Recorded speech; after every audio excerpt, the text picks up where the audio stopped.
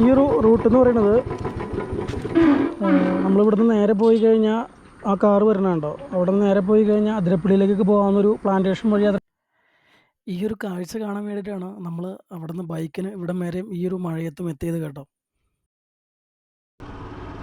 Hello guys, welcome back to another blog. ഇന്നൊരു മഴ ദിവസമാണ്. കാലാവസ്ഥയൊക്കെ ഇങ്ങനെ ഇരുണ്ട് മൂടിക്കിടക്കുന്ന ഒരു സാഹചര്യത്തിലാണ് ഒരു റൈഡ് പോകണമെന്നുള്ള ആഗ്രഹം വളരെയധികമായിട്ട് ഇങ്ങനെ അലട്ടിക്കൊണ്ടിരിക്കുന്നത്. അപ്പോൾ നമ്മൾ വെറും ഒരു റൈഡായിട്ട് ചുറ്റിയൊക്കെ പോകുക എന്ന് പറഞ്ഞാൽ അത് എപ്പോഴും പോകുന്നതാണ്. അപ്പോൾ ഒരു ഡെസ്റ്റിനേഷൻ കിട്ടുകയാണെന്നുണ്ടെങ്കിൽ ആ ഒരു യാത്രയ്ക്ക് ഒരു പൂർണ്ണത ഉണ്ടാവുമല്ലോ. അപ്പോൾ അങ്ങനെ നിന്നപ്പോഴാണ് ഇൻസ്റ്റയിലൊക്കെ റീലിങ്ങനെ കണ്ടത്. ഒരു പാടത്ത് ഇങ്ങനെ ഒരു പാറയമ്മ ആനേനെ വരച്ച് വെച്ചിരിക്കുന്നത് നമ്മുടെ കോടനാടൊക്കെ കഴിഞ്ഞിട്ട് ആലാട്ടുചിറ ഭാഗത്താണ്.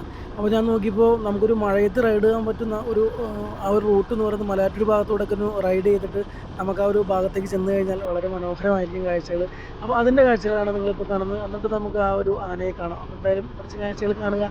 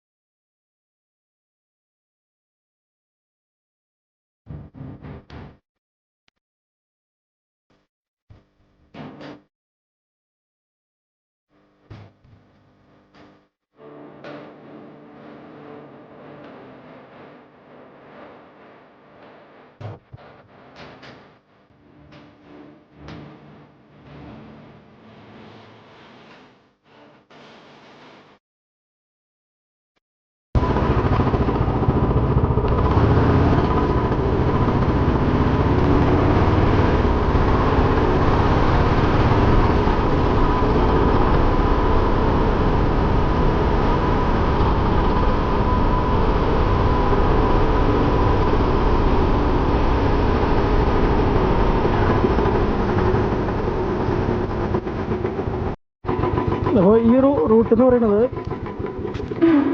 നമ്മളിവിടുന്ന് നേരെ പോയി കഴിഞ്ഞാൽ ആ കാറ് വരണുണ്ടോ, അവിടെ നിന്ന് നേരെ പോയി കഴിഞ്ഞാൽ അതിരപ്പള്ളിയിലേക്കൊക്കെ പോകാവുന്നൊരു പ്ലാന്റേഷൻ വഴി അതിരപ്പള്ളിക്ക് പോകുന്നൊരു ഫോറസ്റ്റ് റൂട്ടാണത്. ഈ ഭാഗത്തേക്കാണ് നമുക്ക് പോകേണ്ടത്. ഇതിലൂടെ പോകുന്നത് മലയാറ്റൂർ. അപ്പോൾ നമുക്കൊരു വെറൈറ്റി രീതിയിലുള്ളൊരു റൈഡ് ആഗ്രഹിക്കുന്ന ആളുകൾ, അതായത് ഇച്ചിരി ആനകളൊക്കെ ഉണ്ടാവാം പോകുന്ന വഴിയിൽ, അങ്ങനെ ഒരു യാത്ര പോകാൻ ആഗ്രഹിക്കുന്ന ആളുകൾക്ക് വേണമെന്നുണ്ടെങ്കിൽ ഈ ഒരു വഴി കൂടെ അതിരപ്പള്ളിക്ക് നമുക്ക് പോകാവുന്നൊരു ഓപ്ഷൻ ഉണ്ട്. പിന്നെ ഇപ്പോൾ കോതമംഗലം അതുപോലെ തന്നെ മൂവാറ്റുപുഴ ഭാഗങ്ങളിൽ നിന്നൊക്കെ പറഞ്ഞ ആളുകൾക്ക് പെരുമ്പാവൂർ കടന്ന് നേരെ ഈ ഒരു വഴിക്ക് ഈ മലയാറ്റൂർ ഭാഗത്ത് വന്നിട്ട് നമുക്ക് ഈ വഴി കൂടെ കടന്നു കഴിഞ്ഞാൽ അടിപൊളിയായിട്ടൊരു വഴി ഇത്തിരി മോശമാണ്, എന്നാലും നല്ലൊരു എക്സ്പീരിയൻസ് ആയിരിക്കും. നേരെ നമ്മൾ ചെല്ലുന്നത് ആ ഒരു ഡ്രീം വേൾഡിൻ്റെ ആ മുമ്പിലായിരിക്കും. അപ്പോൾ അവിടേക്കൊക്കെ പോകാവുന്നൊരു ഓപ്ഷൻ കൂടിയാണ്. നല്ല രീതിയിലുള്ള ഒറ്റപ്പെട്ട വഴിയാണ് പ്ലാന്റേഷൻ. അപ്പോൾ ആ വഴിക്ക് നമുക്ക് പോകാവുന്നതാണ്. അപ്പോൾ നമുക്ക് എന്തായാലും ആനനെ കാണാൻ വേണ്ടി പോകാം. ഈ ഒരു സ്ഥലം എന്ന് പറഞ്ഞാൽ നല്ല ഭംഗിയുള്ളൊരു സ്ഥലമായിട്ട്. അപ്പോൾ ഞാനിവിടെ നിന്ന് കുറച്ച് നേരം ഈ ഒരു പച്ചപ്പൊക്കെ ഒന്ന് പകർത്തി, പിന്നെ ഇവിടുത്തെ സൗണ്ടുകളൊക്കെ ഒന്ന് കേട്ട് കുറച്ച് നേരം നിന്നിട്ടാണ് ഞാനിവിടെ നിന്ന് പോയത്.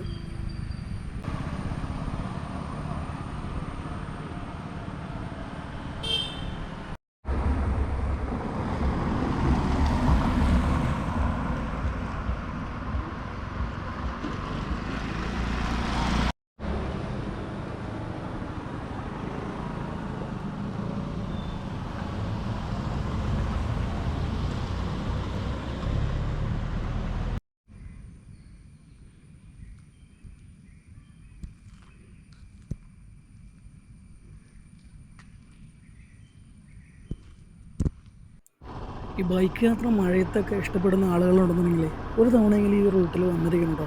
അത്രയ്ക്ക് മനോഹരമാണ് ഈ ഒരു റൂട്ട് എന്ന് പറയുന്നത്. നല്ല രീതിയിൽ പച്ചപ്പും ചുറ്റിലിങ്ങനെ മരങ്ങൾ റോഡിൽ കവർ ചെയ്ത് നിൽക്കുന്ന മനോഹരമായിട്ടുള്ള കാഴ്ചകളാണ് ഈ യാത്രയിൽ.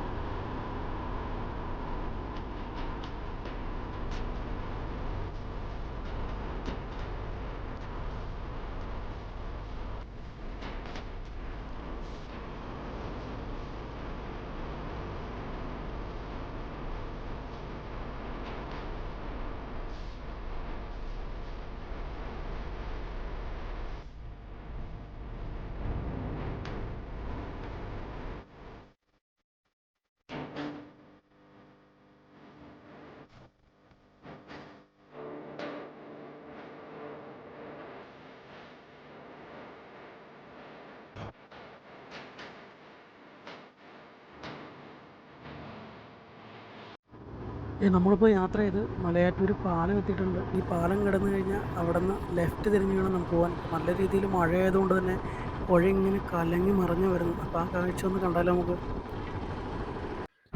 ഈ കഴിഞ്ഞ 2 ദിവസം നല്ല രീതിയിൽ മഴയായിരുന്നു കേട്ടോ. അപ്പോൾ അതുകൊണ്ട് നല്ല ഇളകി മറിഞ്ഞിട്ടാണ് വെള്ളം വരുന്നത്. അവിടെ അകലെയായിട്ട് മലനിരകളും അതുപോലെ തന്നെ കോടയൊക്കെ കാണാം. നമ്മളതിൻ്റെ വലതുഭാഗത്തേക്കാണ് പോകുന്നത്.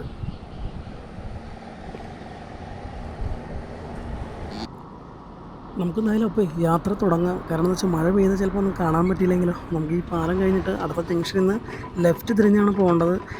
നല്ല രീതിയിൽ മൂടിക്കെട്ടാണ് നിൽക്കുന്നത്. അപ്പോൾ നമുക്ക് നല്ലൊരു ഭംഗിയിലെ കാഴ്ചയിലും കാണാം. മഴ വരുന്നതിന് മുമ്പ് ആനയുടെ ആ ഒരു ശില്പവും നമുക്ക് പകർത്താം. നമ്മളീ പോകുന്ന റൂട്ടിലാണല്ലോ വളരെ പ്രസിദ്ധിയായിട്ടുള്ള കോടനാട് ആനക്കൂട്, അതായത് ആനയെ ചട്ടക പഠിപ്പിക്കുന്ന ആ ഒരു കേന്ദ്രമൊക്കെയുള്ള ഒരു സ്ഥലം ഇതാണ് അഭയാരണ്യം എന്നൊക്കെ പറഞ്ഞത്. അപ്പോൾ ഇത് കുറച്ച് പോയാൽ മതി. അവിടെ നിന്ന് ലെഫ്റ്റ് എടുത്ത് പോയി കഴിഞ്ഞാൽ നമുക്ക് കാണാൻ കഴിയും. അപ്പോൾ നമ്മളീ പോകുന്ന റൂട്ടിൽ ഒട്ടനവധി സഞ്ചാരികൾക്ക് പ്രിയപ്പെട്ട സ്ഥലങ്ങളൊക്കെ ഉണ്ട്. കൊമ്പനാട്, അത് കഴിഞ്ഞ് പാണേലി, പോര് അടങ്ങുന്ന ഒട്ടനവധി കാര്യങ്ങളൊക്കെ ഇവിടെയുണ്ട്. നമ്മുടെ ഇടതുവശത്ത് പുഴ ഒഴുകിക്കൊണ്ടിരിക്കുന്നു. നമ്മളതിൻ്റെ സൈഡിൽ കൂടെയാണ് പോകുന്നത്. നല്ലൊരു കാലാവസ്ഥയുണ്ട്. വെയിലില്ല, മഴയില്ല, മൂടിക്കെട്ടി വേണം. മഴയ്ക്ക് മുമ്പ് പെയ്തതുകൊണ്ട് തന്നെ നല്ല ക്ലൈമറ്റാണ്. നല്ല രീതിയിൽ പച്ചപ്പിലാണ് നമ്മളീ പോകുന്ന വഴികളൊക്കെ. എത്ര മനോഹരമാണെന്ന് നോക്കി. ഇത്തരം വഴികളിലൂടെയൊക്കെ ഒരു വണ്ടി ഓടിച്ച് പോകുമ്പോൾ കിട്ടുന്നൊരു സന്തോഷമുണ്ടല്ലോ, അപ്പോൾ അറിയിക്കാൻ പറ്റാത്തതല്ല.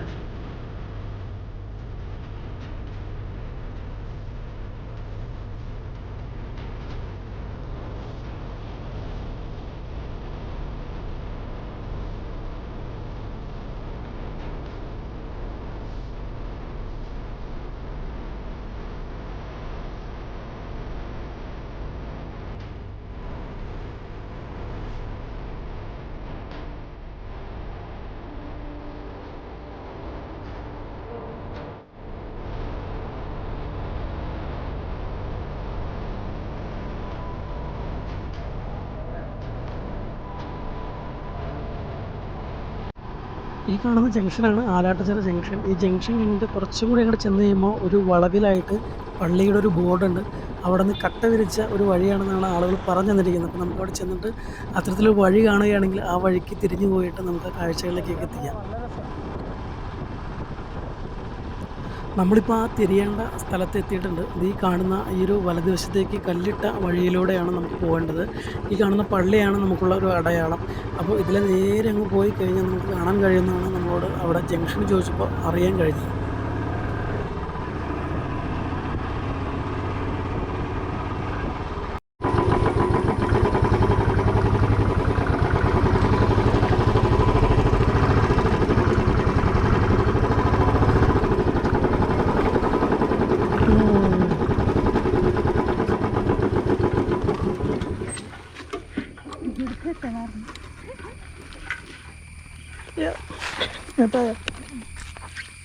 അതേ നമ്മൾ സ്ഥലത്തെത്തി.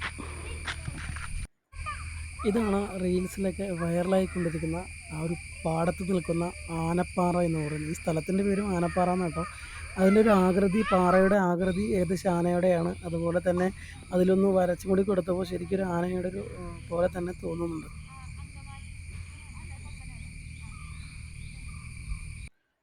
ഇതിപ്പോൾ പതുക്കെ പ്രചാരത്തിലേക്ക് ആയതുകൊണ്ട് നിറയെ ആളുകളൊക്കെ കാണാൻ വരുന്നുണ്ട്. നിറയെ സ്ത്രീകളൊക്കെയാണ് മുകളിൽ ആനപ്പുറത്തിരിക്കുന്ന ഒരു പ്രൗഢിയോടെയൊക്കെ അവർ ഇരിക്കുന്ന കാര്യങ്ങളൊക്കെ അവൻ്റെ മുകളിൽ നിന്ന് പറയുന്നുണ്ട് കേട്ടോ. അപ്പോൾ നമുക്കെന്തായാലും ഈ ആനേനെ വരച്ചിരിക്കുന്ന പാറയുടെ അടുത്തേക്ക് പോവാം. നിറയെ ആളുകളുണ്ട് കേട്ടോ അവിടെ. എല്ലാവരും മാറിയിട്ടെടുക്കാൻ പറ്റുമെന്നൊരു തോന്നണില്ല. അതുകൊണ്ട് ഞാൻ ഇപ്പോൾ അങ്ങോട്ട് പോവാം. മാറുകയാണെന്നുണ്ടെങ്കിൽ അതായിട്ടുള്ള വീഡിയോ ആയിരിക്കും വരുന്നത്.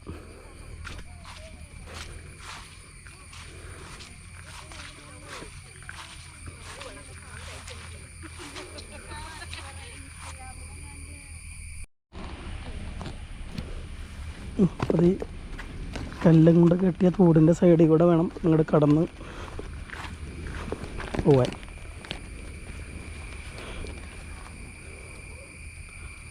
പോരെ.